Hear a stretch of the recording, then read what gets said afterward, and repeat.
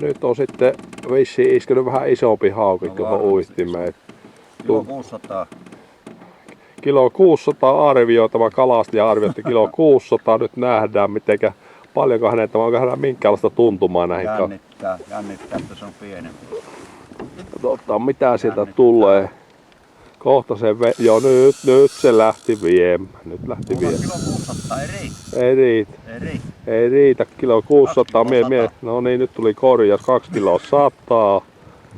Jarrulla ollaan. Tuo musiikkia kalamiehen korvalle. Sinne lähti taas. Sinne lähti menemään. Kyllä sillällä.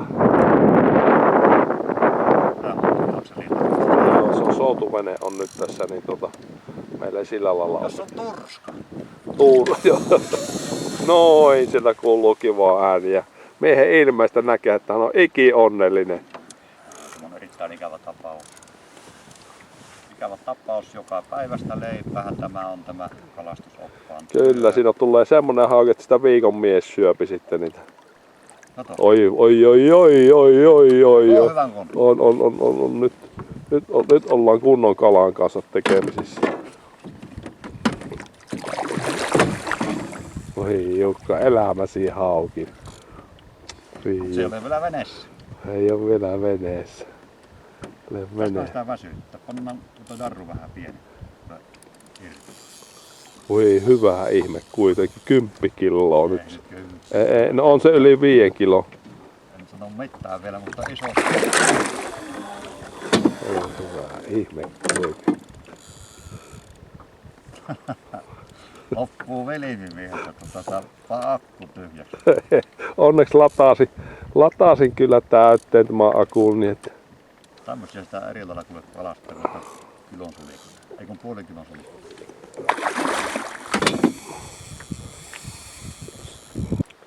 Kala vie venettä. Tää on melkein kuin akuangassa, että iso kala iskee, sitten lähdetään veneen kanssa ja kala määrää veneen menosuun. Aika mukavaa tuo. Niin Jukka. Pikkusen jo heipumaan tuo voino. Kalastijalla ei hivu kyllä. Jes, se on siinä. Jaksaako mies nostaa tuo? Ylivoimaisesti suurin mitä ikinä nähty. Hyvä ihme. No. Olis mennä tuon mittamilla voidaan mittaa. Tämä loppuu tähän. Tuossa tarpeeksi perkkaamista.